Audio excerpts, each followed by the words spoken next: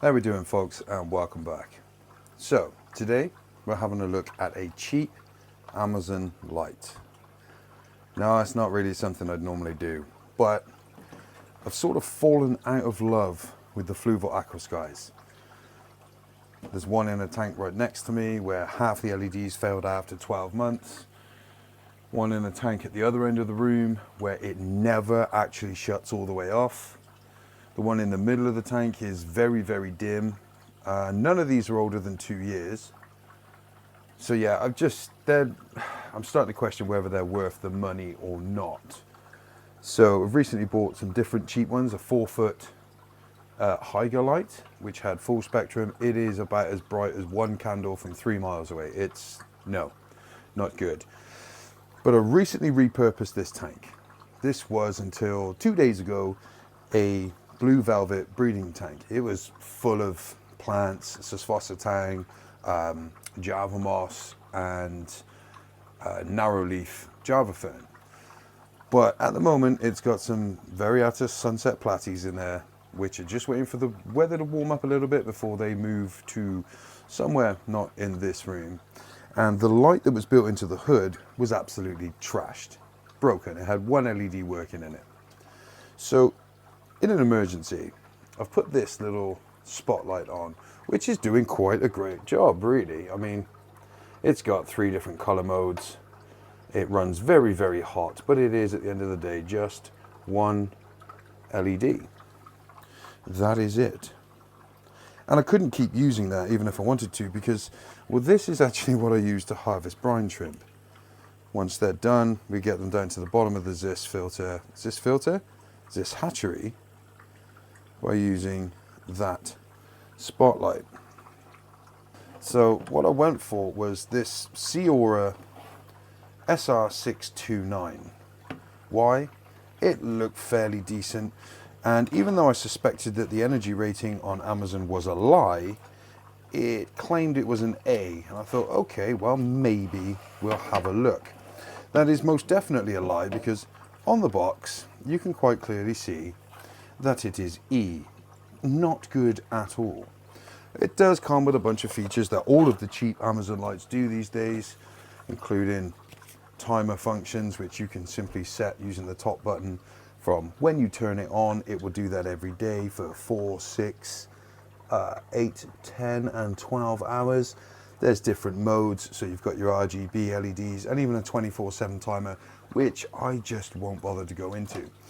But because of the lid design on the tank, it was either going to be necessary to drill or have it lidless, an open top tank.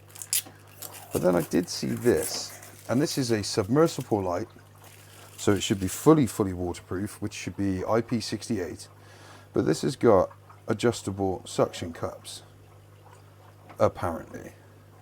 So you can get a certain degree of angle on those. It's not as one would wish, but it does give extra options for mounting this right at the front.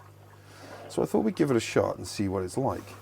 Okay, so that I didn't have to modify this top in any way, shape or form, these suckers fit beautifully, pretty much hiding most of it under this lip. Now if we get it on, and hopefully, okay, it started at 100% over 50%, which I've no idea what that means. But yes, that is really quite bright.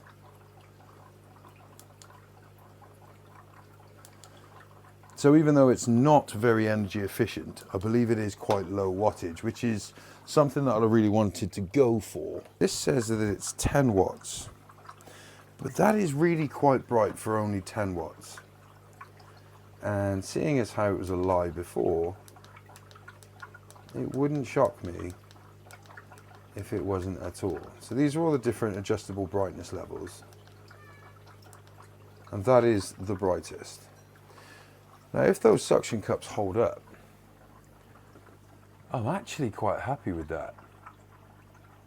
Obviously I have no idea how long it will last. It's just gone in.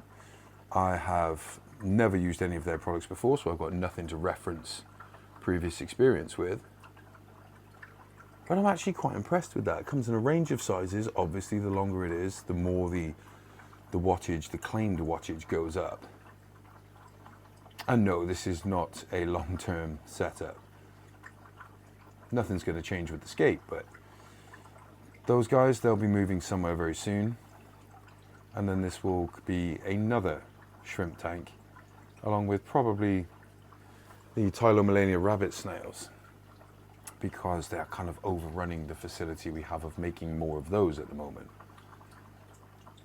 Now, I haven't bothered to go through all of the stuff on here, because quite honestly, what will happen on a weekend is I will choose what time it wants to come on, and then I will use one of these, probably the 8 hours, and just let it come on for 8 hours. It might even be as low as 6, because there's no plants to keep alive in here. And then that'll be it. It will just do that. And it does have a sunrise and a sunset function, as you can see. And that'll be absolutely fine. I do not then need to access that remote for any reason. So first impressions of this thing, the Seaoura SR629. Yeah, I'm pretty impressed with that. Now, should the suction cups fail, then it will just be a case of cable ties and modify, which is absolutely fine. But for the total price of, what was that, 25 quid? Yeah, for a tiny little tank like that. Yeah, it's worth a shot. I'm genuinely all right with that. That is infinitely brighter than the 4-foot Hyger thing, which is in another room, spread over 4 shrimp tanks. Yeah, I quite like it.